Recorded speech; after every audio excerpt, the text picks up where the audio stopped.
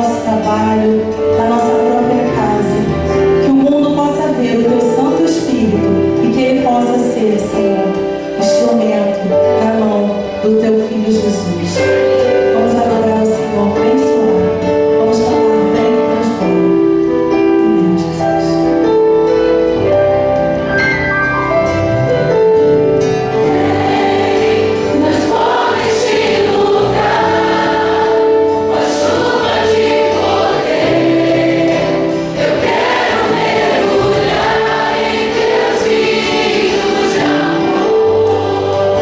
Receba tua unção.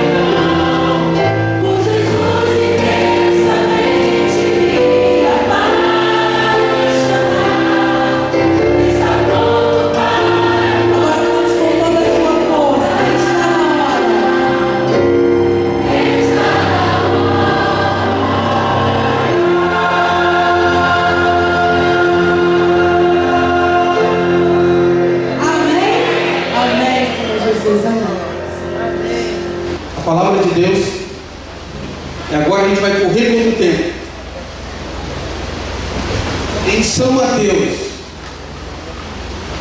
São Mateus, o capítulo 2, e nós leremos do versículo 1 a 11. São Mateus, ou Mateus, o capítulo 2, o verso de 1 a 11. Se alguém estiver sem a Bíblia, a irmã Ritinha, que é a nossa recepcionista, que eu falei que era mais que padrão FIFA, ela já está a posto daí. Se alguém está sem a Bíblia, temos uma mão erguida aqui, vamos desse lado. Opa, a nossa Bíblia, qual é o nome? Naldo? Cláudia também está aí a posto, para que vocês acompanhem a leitura da palavra de Deus nessa manhã. O Evangelho de Mateus, capítulo 2, o verso de 1 a 11. Todos acharam? O primeiro livro do Novo Testamento.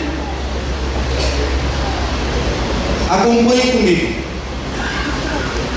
Tendo Jesus nascido em Belém da Judéia, em dias do rei Herodes, eis que vieram os magos do Oriente a Jerusalém e perguntavam: onde está o recém-nascido rei dos judeus? Porque vimos a sua estrela no Oriente e viemos para adorá-lo. E tendo ouvido isso, alarmou-se o rei Herodes e com ele toda Jerusalém.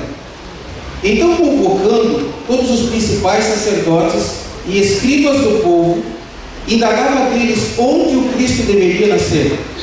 Em Belém da Judéia, responderam eles, porque assim está escrito por intermédio do profeta: e tu, Belém, terra de Judá, não és de modo algum a menor entre as principais de Judá, porque de ti sairá o guia que há de apacentar o meu povo Israel. Com isso, Herodes, tendo chamado secretamente os magos, inquiriu deles com precisão quanto ao tempo em que a estrela lhes apareceu. E, enviando-os a Belém, disse-lhes: ide, informai-nos cuidadosamente a respeito do menino e, quando o tiverdes encontrado, avisai-me, para eu também ir adorá-lo. Depois de ouvirem o rei, partiram, e eis que a estrela que viram no Oriente os precedia, até que, chegando, parou sobre onde estava o menino.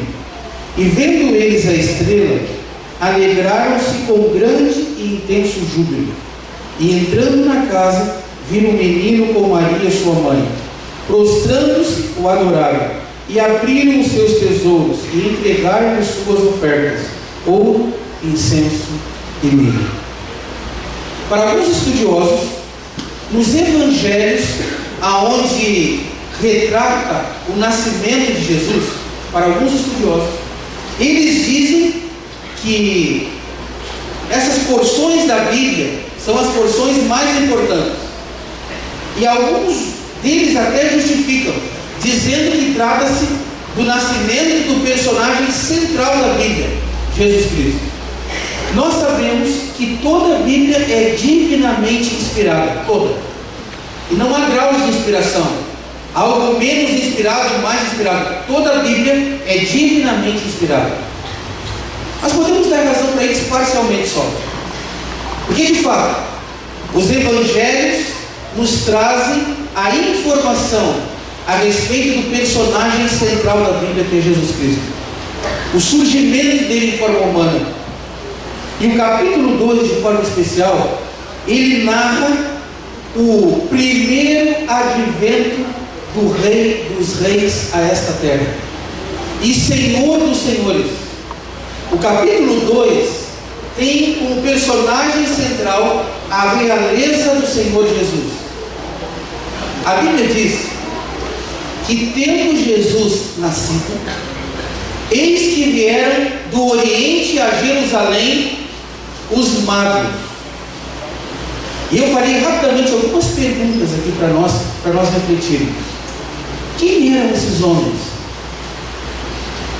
Qual a semelhança que existem entre eles e nós? E quais as diferenças? A palavra magos, ela vem do grego e significa magoi no original. Ou seja, é magoi no original, traduzido para o português como magos. A palavra magoi tem dois sentidos no original. Um dos sentidos da palavra magoi tem a ver com aqueles que estudam o ocultismo, o espiritismo, a alquimia e por aí afora. Esse é um dos sentidos. Aqueles que mexem com magia negra. Esse é um dos sentidos da palavra magoi, ou magos. O outro sentido da palavra magos ou magoi tem a ver com estudiosos, filósofos, matemáticos, estudantes dos fenômenos físicos, astrônomos, pessoas voltadas para a matemática, para a química, para a física. Esse é um dos sentidos da palavra magos. Nós sabemos que, de acordo com o capítulo 2, esses magos não têm nada a ver com o primeiro sentido que eu falei para vocês. Nada a ver. Esses homens, eles eram príncipes. Eles eram de uma linhagem real. Porém, eles não eram judeus. Eles eram gentios. Qual a semelhança que existe entre eles e nós? E quais as diferenças? Alguns poderão dizer assim, pastor, mas nós estamos tão longe do Natal, você está me falando de Mateus capítulo 2? Não seria mais para dezembro essa sua fala? E deixa eu dizer uma coisa para vocês. A mensagem central deste capítulo não é algo para ser lembrado uma única vez ao ano. A mensagem central deste capítulo aqui é algo para ser lembrado todos os dias do ano, não somente uma única vez. Por isso eu fiz questão de rapidamente estudarmos esse capítulo, fechando a nossa semana de oração, que tem como título Troféus da Graça. Queridos, a mensagem aqui de Mateus 2 tem a ver com o primeiro advento do Rei dos Reis e Senhor dos Senhores. O mesmo Rei que um dia nós vamos nos encontrar. Você querendo ou não, você tomando a decisão ou não, esse Rei vai voltar. E é o mesmo Rei que veio no período em que os magos foram convocados para se entregar, para se encontrar com Ele. Alguns dizem que os magos, nós deduzimos que eles eram 3, em função do quê? Dos 3 presentes. Mas nós não podemos afirmar, a Bíblia não diz quantos eram. Você não vai encontrar essa Bíblia. A Bíblia menciona que eles eram os magos. Nós deduzimos que eles eram 3, em função dos 3 presentes. Mas nós não podemos afirmar. Isso é irrelevante, em outras palavras. A Bíblia só destaca aquilo que é essencial para a nossa salvação. Alguns que dizem, existe aquela lenda do 4º rei mago, e vocês conhecem bem aí, mas ainda há outros que dizem que eles eram 12, de acordo com as 12 tribos de Israel, e ainda outros dizem que eles eram 24, de acordo com os 24 anciões do Apocalipse, e aí vai. Isso é irrelevante. O que é relevante aqui? As semelhanças que existem entre os magos e nós, e as diferenças. Algumas semelhanças. Esses homens tinham com eles a Bíblia Sagrada. Eles tinham a versão grega do Antigo Testamento, a Septuaginta. Eles tinham a Bíblia. O Antigo Testamento, irmãos, é porque o Novo não tinha sido escrito. Semelhanças entre eles e nós. Eles tinham a Bíblia. Algumas diferenças. Eles não conheciam a Bíblia. Nós conhecemos. Ou pelo menos deveríamos conhecer. Porque se há um povo abençoado em termos de conhecimento, esse povo somos nós. Adventistas do 7º dia. Isso me preocupa, porque a Bíblia diz que aquele que muito é dado, muito será o quê? Muito será cobrado. E deixa eu dizer uma coisa para vocês. Algumas pessoas não querem conhecer muito para não se comprometer. Mas olha uma notícia que ela não é muito boa. Ao mesmo tempo ela conforta. Nós seremos julgados pelo conhecimento disponibilizado e tratado com indiferença. Deus nos responsabilizará pelo conhecimento disponível e pela negligência em buscar e obter esse conhecimento. Os magos não tinham conhecimento. Eles tinham a Bíblia dos Hebreus, mas eles não tinham conhecimento. Possivelmente esses homens, eles adquiriram a Bíblia através dos judeus da diáspora, os judeus da dispersão. Os judeus, quando caíram em pecado, Deus permitia que eles sofressem as consequências da sua escolha, e eles eram levados cativos para outros lugares, e aonde os judeus chegavam, eles estabeleciam uma sinagoga, que durante a semana servia como sala de aula, para alfabetização, e aos sábados, como a casa do Senhor. Esses homens adquiriram a Bíblia. Semelhança entre eles e nós. Eu tenho certeza que nessa manhã aqui todos possuem uma Bíblia em casa. Uma semelhança entre nós e eles. Esses homens, eles não tinham conhecimento. Diferença entre eles e nós, ou pelo menos deve ser essa diferença. Esses homens foram convocados divinamente para se encontrar com o mesmo rei que um dia nós vamos nos encontrar. Uma semelhança bem forte.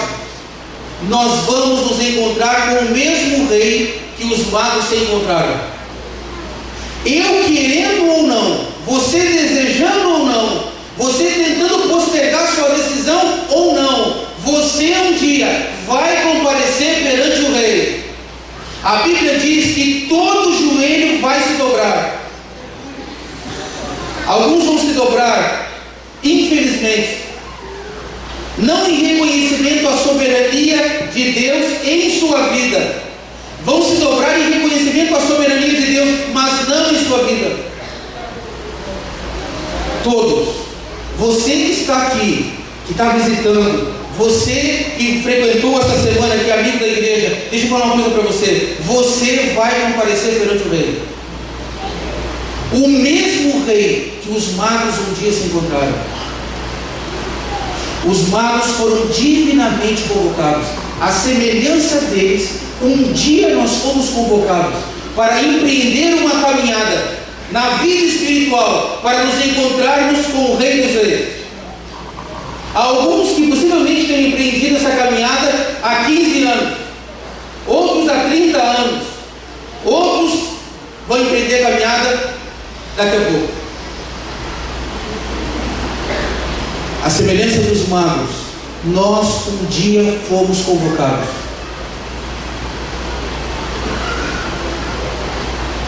Os magos só poderiam viajar durante a noite por causa da visibilidade da estrela, que nós sabemos que não era estrela. Foram anjos de Deus que saíram sobre a face da terra para recrutar pessoas para o maior acontecimento da história. O maior acontecimento da história até então foi o primeiro advento de Jesus, foi o primeiro advento do Rei. Só será superado pelo segundo maior acontecimento, que será a segunda vinda de Jesus, o mesmo Rei. Durante o dia, os magos paravam para descanso. E sabe o que dizem os estudiosos? Que certamente esses homens, durante o dia, eles paravam parte para descanso, parte para tentar extrair mais conhecimento da Escritura dos Hebreus. Eu faço uma pergunta para a igreja de colégio nessa manhã: existe semelhança entre nós e os magos neste quesito? Temos nós, diante da caminhada, feito uso da palavra de Deus diariamente? Temos nós buscado, como diz o apóstolo Pedro, Irmãos, atentai para a palavra profética como uma luz que ilumina um lugar escuro. Davi disse: lâmpada para os meus pés é a tua palavra e luz para os meus caminhos. A Bíblia é a luz, é a lâmpada, é o mapa que vai nos conduzir neste empreendimento. Há um hino que diz assim: na direção de Deus nós caminhamos. Queridos, a cada segundo nós estamos indo na direção do encontro com o Rei dos Reis. Eu não sei há quanto tempo você empreendeu, a semelhança dos magos, esta caminhada. Deus não promete caminhos de facilidade. Os cultos populares ficam pregando por aí que quando você se torna cristão e tal, e você, a vida vira um jardim. Essa promessa não existe na Bíblia. O próprio Jesus disse: no mundo vocês vão ter o quê? Aflições, mas tem de bom ânimo, eu venci o mundo. A palavra de Deus diz que quanto mais nós nos aproximarmos à imagem e semelhança de Jesus, mais nós seremos alvos dos ataques de Satanás. E aonde tem caminho de facilidade aqui? Jesus falou: se eles me trataram assim, não vai ser diferente com vocês. Vocês serão odiados por causa do meu nome, e alguns de vocês vão morrer. Alguém tem caminho de facilidade? A Bíblia não promete, Deus não promete caminhos de facilidade. Mas há uma promessa que supera tudo: eis que estou convosco todos os dias até o fim da caminhada, até o fim do século. Eis que estou convosco. A Bíblia diz: ainda que eu ande pelo vale da sombra da morte, eu não temerei mal algum, porque a tua vara e o teu cajado me consolam. A palavra de Deus diz: ainda que esteja morto, aqueles que crerem em mim, disse Jesus, viverão. A maior das promessas é a presença de Deus ao nosso lado, ainda que estejamos passando pelo vale da sombra da morte. Deus não promete caminhos de facilidade, mas Ele promete a presença dEle em minha vida, em tua vida. Essa é a maior promessa que a Bíblia pode trazer diante da caminhada para o encontro do Rei dos Reis. Eu não sei por qual caminho, meu querido irmão, que você está andando. Talvez o caminho que você esteja trilhando seja o caminho, como mencionou o Alan, o caminho da doença. Essa semana, aqui no Rio, nossa família foi informada que um grande amigo, quase que parente, sentiu uma forte dor no estômago. Nunca sentiu nada. Foi no médico e ele está com câncer em fase terminal. Já deu metástase. No caminho de volta nós vamos passar lá. Ele não é adventista. Nós vamos passar lá e vamos dar o pino para ele. Vamos passar na volta e vamos dar o pino para ele. Alguém tem que chegar lá. Eu não sei qual é o caminho que você está andando. Certamente nesse mundo não existe caminho de facilidade. Porque a Bíblia diz que o diabo anda ao nosso redor como um leão, buscando a quem possa tragar. Satanás e seus anjos estão confiscados nesse mundo até o dia do juízo. Alegrai-vos, ó céus, e vós que neles habitais, mas ai dos que habitam na terra, porque o diabo desceu até vós e sabe que pouco tempo lhe resta. Esse mundo é um inferno. Não é um forte que nem o pessoal crê aí, sem fundamento nenhum bíblico. Isso distorce o caráter de amor de Deus. Uma bola de fogo no centro da terra, não tem nada a ver com isso. O inferno é aqui, porque aqui os anjos maus contam com a natureza caída do homem e ambos se alinham para pelejar contra Deus, contra o Rei dos Reis e Senhor dos Senhores.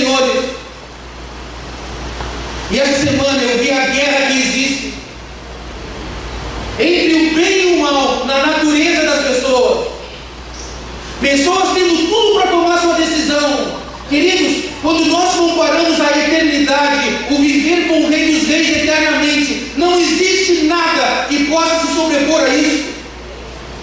Mas o pecado nos cega de tal maneira que nós somos autossuficientes e cremos que amanhã eu vou tomar decisão. Que amanhã? Não existe salvação amanhã na Bíblia. Essa promessa Deus não faz. Sabe por quê? Não porque Deus não possa cumprir, é que nós não temos condições de garantir que estaremos vivos amanhã. Mas o pecado é algo tão terrível, tão desastroso, que as pessoas fazem planos para amanhã. Quando a Bíblia diz que hoje ouvirdes a sua voz, hoje não endureçais o vosso coração. A Bíblia diz, nessa caminhada, diante do convite para a caminhada, a palavra de Deus nos diz: dai-me, filho meu, o teu coração. Deus não quer o coração parcial. É simples você entender isso. Você que é casado, e você que pretende casar, no dia do casamento, o teu esposo promete ser fiel para você 99,9%. Você vai aceitar? Não, não é 1% só. Você não vai aceitar o coração 99,9%. Ou ele é todo seu ou não é. E por que Deus tem que aceitar assim? Deus não aceita um coração dividido. Ou é todo dele, ou não é. E nessa caminhada, Ele evoca que nós entreguemos tudo. Tudo que eu digo, você.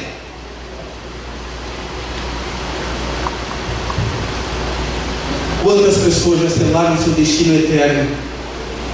O jovem rico, Jesus fez um convite maravilhoso para ele. Para ele seguir Jesus. O jovem rico seria um apóstolo, e possivelmente teria escrito um livro na Bíblia. Mas ele se entristeceu porque o coração dele ainda estava nesse mundo. E o jovem rico se perdeu, porque na destruição de Jerusalém, ele morreu. Quem garante para você que você vai estar vivo amanhã? Onde está isso, irmãos? Há caminhos que ao homem parece direito, mas o fim dele é de morte. Enganoso é o coração do homem.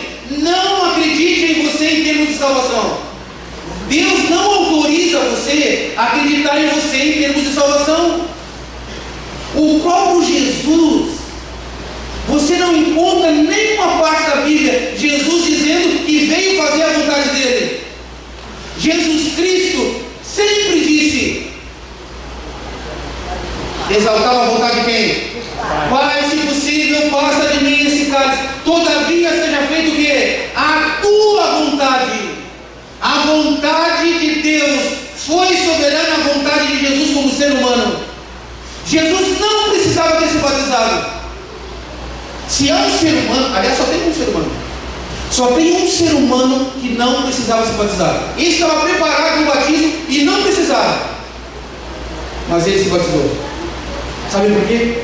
Para que ninguém tenha desculpa.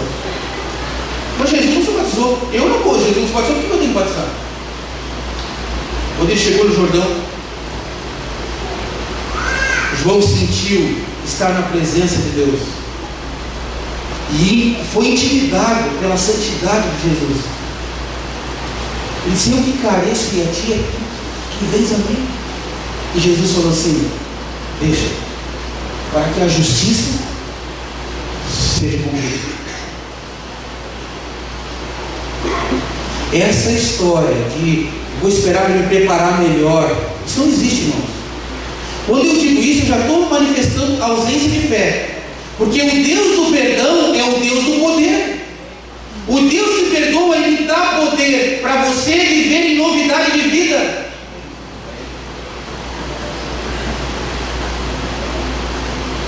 Você entende? O postergamento da decisão nada mais é que exercício da falta de fé. E sem fé é impossível agradar a Deus. Impossível. Aquele que crê e for batizado será salvo. Amigos, se o batismo não fosse tão importante, Jesus não precisava passar por ele. Porque Jesus não fez nada que não fosse significante para a nossa salvação. Você entende isso? Um dia nós empreendemos a caminhada. Eu não sei quanto tempo você está nessa caminhada. Eu não sei quais são os caminhos. E não fico olhando para o caminho dos outros, não. Parece que o caminho dos outros é mais suave. Parece que é mais verde o asfalto do outro. Ou mais preto, não sei. A grande questão é a seguinte: segue-me tu. Quando Pedro se interessou no caminho de João, ele falou assim: João, tu me amas? 3 vezes. Segue-me tu.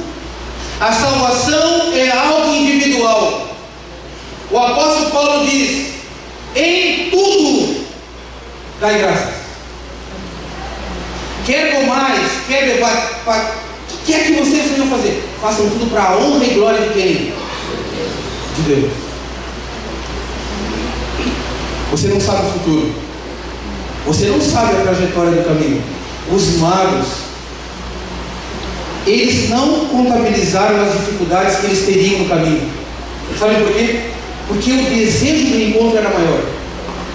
Algumas pessoas não empreendem o caminho. Sabe por quê? Porque elas começam a contabilizar. O ser humano é uma desgraça. O ser humano caído em pecado é um problema. Enganou seu coração. Fica lá. Deus diz assim: guarda o sábado. Mas por que tem que ser o sábado? Porque Deus falou. E se Deus falou, Deus te deu 6 dias e está pedindo um, você acha ruim? Eu pergunto: Deus precisa de mim para que a adoração dele seja completa? Olha e pensa nisso. Deus não precisa de você, Deus não precisa de mim, Deus não precisa desse planeta para que a adoração dele seja plena, porque ele é Deus. Mas sabe por que ele faz isso? Porque ele nos ama, e isso é benéfico para nós. Deus não precisa do nosso dinheiro, Deus é dono de tudo, mas ele pede isso para arrancar de nós o egoísmo que existe no coração humano. É por isso, queridos, a estrela se deteve sobre Jerusalém, a capital dos adventistas do 7º dia daquela época. Os magos imaginavam que os adventistas estariam em festa, em clima de semana de oração jovem, tudo ornamentado, clima de Natal.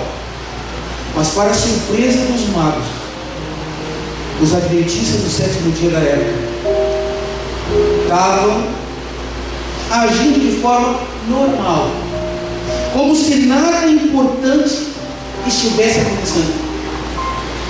A palavra de Deus diz que ele veio para o que era seu e os seus não o receberam. Ele vem a cada dia para aqueles que são seus e muitas vezes os seus individualmente não o recebem. Eis que estou à porta e bato. Se alguém abrir a porta, eu vou entrar e vou cear com ele. E essa ceia não é só momentânea, essa ceia é para ser por toda a eternidade. Amém. Glória a Deus. Você não quer cear uma refeiçãozinha aqui, não? Ele quer cear contigo por toda a eternidade. E alguns, a semelhança dos judeus, não o recebem.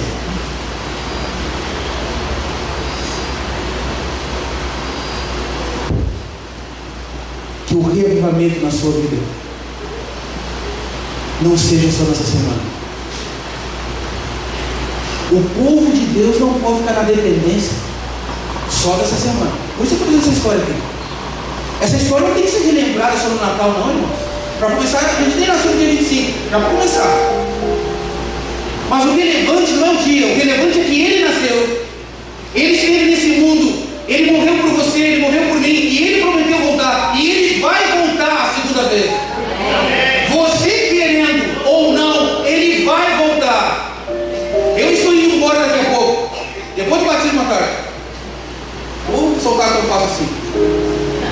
Deixa eu dizer para você aqui, ó. Se há alguém nessa manhã que foi convidado divinamente para essa caminhada e começou a calcular as dificuldades do caminho, reconsidere. Não olhe para as dificuldades do caminho, querido irmão, você que é batizado também. Olhe para a realidade do encontro. Mostre para Deus não o tamanho das dificuldades do caminho, os obstáculos, os percalços. Mostre para Deus que você almeja o encontro.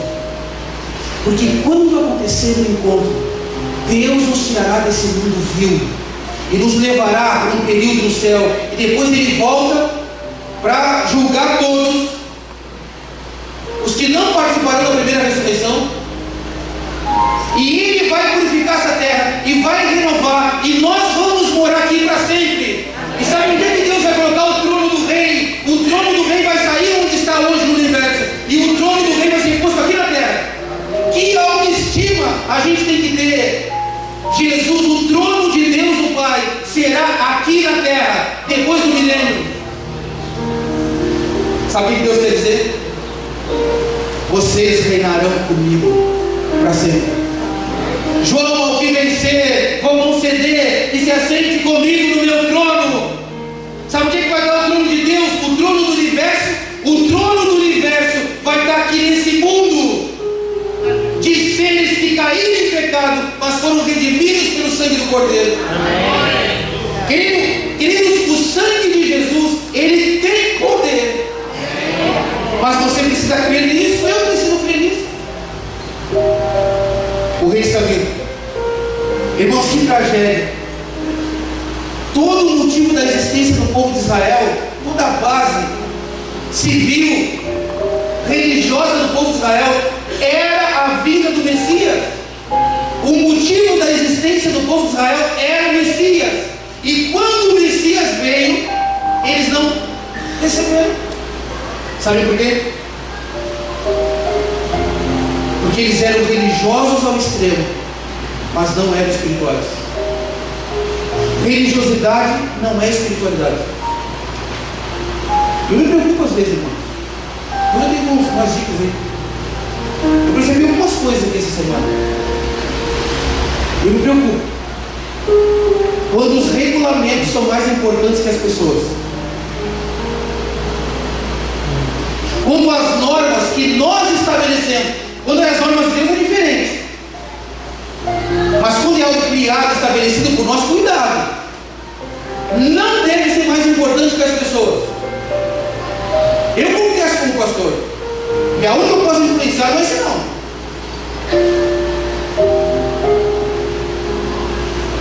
Muitas vezes o que nós estabelecemos em comissão, eu executo de forma fria, sem considerar que existe um ser humano ali. Querido, Deus vai te cobrar. O rei, quando voltar, você vai se acertar com ele. E ele não vai dar um olho naquele dia, não. Porque o cálice dele vai ser sem mistura de misericórdia. Não vai livrar. O povo de Israel estava fora de compasso, diria um músico. Um construtor diria que o povo de Israel estava fora de prumo.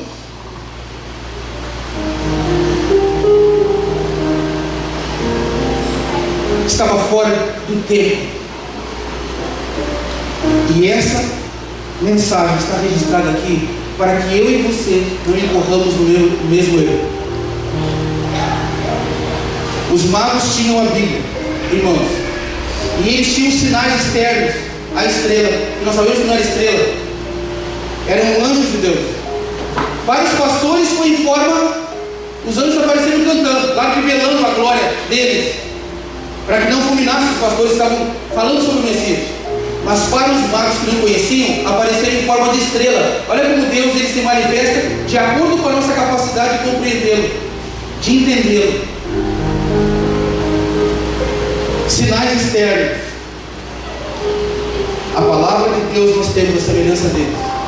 E a Bíblia nos deixou sinais externos,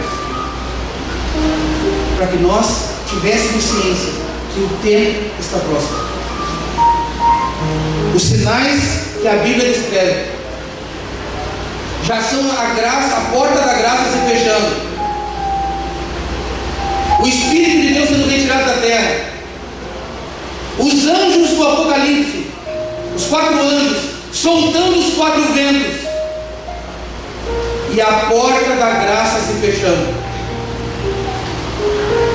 A Bíblia diz que o mundo, os homens vão desmaiar de pavor. Mas a palavra de Deus diz que quando virdes essas coisas, erga a vossa cabeça, porque a vossa redenção está, o encontro com o Rei está próximo. Amém. Os sinais são claros: tiroteio, homens egoístas, amantes de si mesmos, mais amantes dos prazeres do que amigos de Deus. Um dos sinais que quase nós não falamos, que é latente, é impactante, é forte: o amor de muitos. Você vê esses sinais se cumprindo. São sinais externos que mostram que o Rei está chegando. O pastor Enoque de Oliveira usava uma expressão que Ellen White usava. O grande pastor Enoque de Oliveira, príncipe dos pregadores adventistas, diante dos sinais da volta de Jesus, ele dizia: ouço os passos de um Deus que se aproxima. Os magos saíram dali decepcionados com o povo de Deus, mas Deus não desampara. A Bíblia diz: eles entraram de manhã, saíram uma noitinha. O verso 10 do capítulo 2 que eles se alegraram com grande alegria quando eles viram a estrela. Deus não desampara os sinceros, mas Deus vai te responsabilizar porque você não teve a tua parte. Não adianta ficar contratando o Júnior para ser o obreiro bíblico. Irmão, o Júnior não vai fazer o teu trabalho. Não se iluda com isso. Esse negócio de contratar o obreiro bíblico e jogar tudo no obreiro bíblico, eu e o Júnior não conseguimos vencer essa semana. Irmãos, não dá. O pastor faz um trabalho da igreja todo sozinho. E deixa eu dizer mais: o Espírito Santo só será derramado de forma impactante sobre esta igreja quando a maior parte da igreja estiver envolvida no cumprimento da missão. Então, irmão, a tua indiferença vai comprometer, e você corre o risco de ser achado entre os servos maus e fiéis, que não vão entrar no gozo do Senhor. O Espírito Santo, diz Ellen White, só será derramado sobre esta igreja de forma impactante quando a maior parte da igreja estiver envolvida no trabalho do Senhor. Todo verdadeiro discípulo nasce no reino de Deus como missionário. Se você não é missionário, você não nasceu de novo. O primeiro impulso de um coração regenerado é levar Cristo aos outros. Irmãos, é muito legal a semana especial, é muito legal ouvir mensagens boas ou ruins, mas é o seguinte, irmãos: ao levantarmos desse banco, nós temos que cumprir a missão, porque o Rei está chegando. E eu finalizo aqui. Nosso tempo foi para lá disparado. Os magos saíram de Jerusalém, e aproximadamente 12 quilômetros dali, a estrela parou sobre o lugar onde estava o menino. Os magos esperavam no palácio, sacerdotes, música, clima de Natal, fila para ver o rei. Mas infelizmente havia uma humilde lugar, com 2 humildes camponeses, e eles chegaram a duvidar, irmãos, se seria isso tal rei. Eles eram príncipes, mas quando eles repousaram os olhos do menino, eles não tiveram dúvida. Sabe por quê? Porque a Bíblia diz que eles se ajoelharam e adoraram. Eles viram estampados ali o cunho do próprio Deus, e eles abriram os seus tesouros e ofereceram o que eles tinham de melhor: o ouro, o incenso e a mirra. O ouro representa aqui o caráter daqueles que se permitiram burilar pelo Espírito de Deus e refletirão como troféu no dia do Rei. O incenso significa a fragrância da vida daqueles que vivem plenamente Jesus Cristo. O apóstolo Paulo diz que nós somos perfumes de Cristo. Nós somos a fragrância de Cristo. Mas algumas pessoas que são cheias de morte para a morte, porque não entregaram todo o coração. O seu coração nunca vai exalar a fragrância de Cristo enquanto você não entregar todo ele para Cristo. 99% vai exalar o odor. Deus não pode envolver plenamente aqueles que não se entregam plenamente a Ele. O incenso é a vida de oração. Irmãos, tem muita gente na igreja esperando algo esplendoroso, descomunal, para se entregar. Não vai nessa, porque a caminhada pode encerrar para você daqui a pouco, e o teu destino eterno vai estar determinado. Por isso, se hoje ouvides a voz, não obedeçais. Nessa caminhada do encontro com o Rei, Deus só pede uma coisa, irmãos: o nosso coração. Amém. Tudo. E diz a música: se Ele não for o primeiro, não vai ser de mais ninguém. Ele quer o seu coração. Ele quer o meu coração. É o melhor que nós temos. Eu diria que é o pior que nós temos. Mas Deus pede porque Ele tem poder de transformar. Ou você não vê isso? Queridos, diferentemente do primeiro advento, o segundo advento vai ser algo espetacular, jamais imaginado. João diz que esse céu aqui vai se recolher como um livro. Todo o céu virá na volta de Jesus, bem diferente do que foi o primeiro advento. Há uma diferença entre esse encontro nosso. A Bíblia diz que haverá meia hora de silêncio do céu. Meia hora profeticamente é uma semana. Sabe por que o céu vai ficar silencioso de acordo com o Apocalipse? Porque todo o céu virá na volta de Jesus. Todos os anjos virão tocando, virão. O apóstolo Paulo diz que é o soar da última trombeta.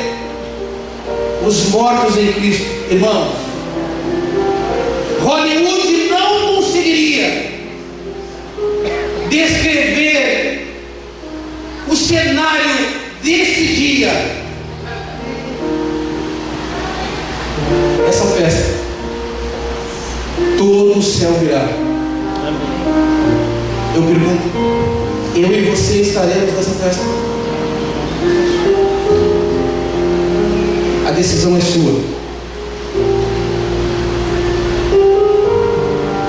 O Rei está chegando. Essa decisão, irmãos, os filhos de Deus estão sendo selados agora. Sabe qual é o selo de Deus, irmão? Não vou entrar em detalhe teológico aqui, irmão. Deixa eu falar para vocês aqui, ó. O selo de Deus está sendo dado a cada dia. A cada dia os filhos de Deus, ao tomarem a decisão, recebem o selo de Deus. A cada dia, até serem separados definitivamente naquele dia. Não espere a decisão amanhã, é hoje. Quantos de vocês gostariam de dizer agora: Senhor, Deus e Pai, eu não quero estar de fora daquele dia, quando o Rei voltar? Quantos querem dizer? Louvado seja Deus. Que naquele dia, irmão, se nós não nos vermos mais, pela graça do Senhor, eu e você sejamos naquele dia troféus erguidos nas mãos de Deus, na sua graça. Rodrigo, Deus abençoe você. Às 18 horas nós teremos a continuidade do batismo. Irmãos, não fique de fora dessa festa não, porque o céu inteiro tem festa hoje. Por um pecador vai ter 14 pecadores aqui à tarde. E vai ter um monte, se você estiver aqui também, adicionando. Às 18 horas haverá uma festa de arromba. no céu. Vamos nos unir ao céu, tá?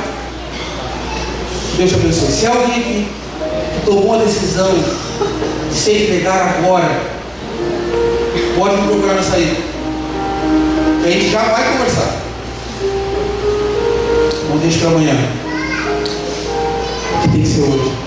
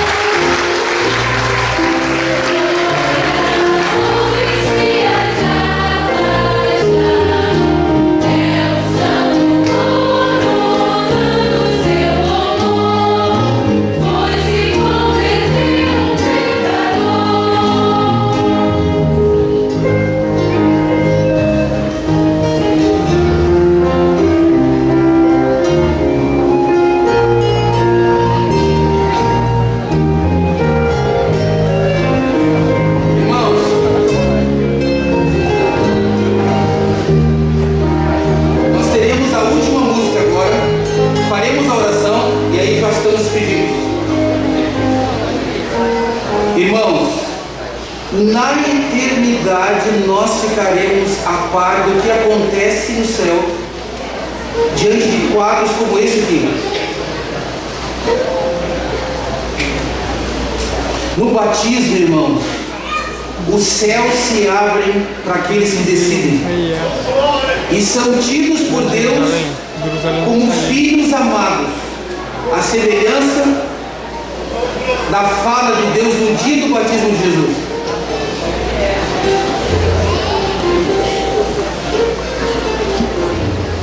Que Deus abençoe você que já passou por essa experiência, mas que Deus também toque no coração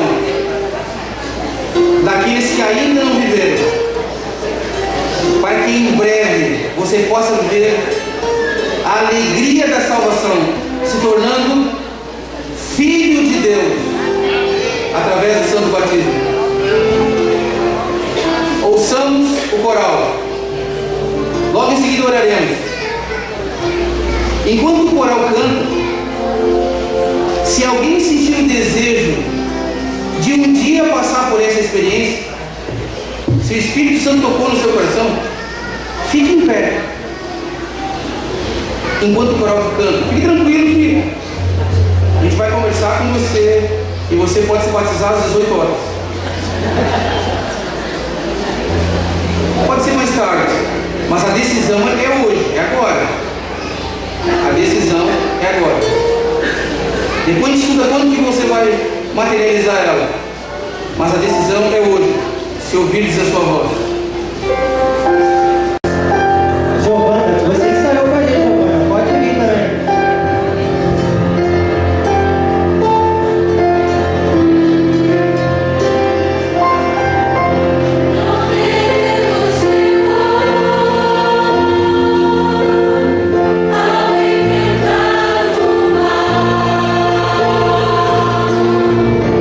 Ao passarmos por lutas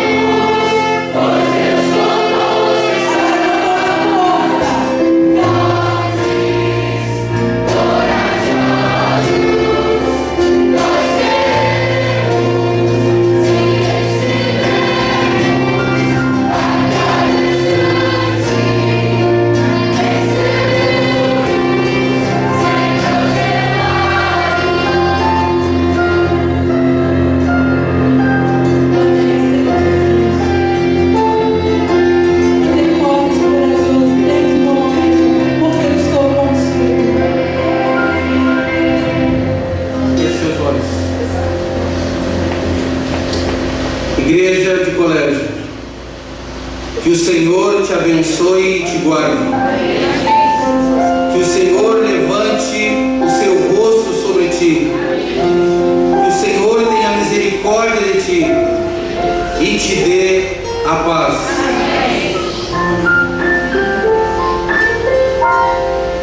Que Deus nos abençoe e ilumine e sejamos fortes com Jesus até o encontro com o Rei dos Reis. Amém. Que Deus nos abençoe até às 18 horas.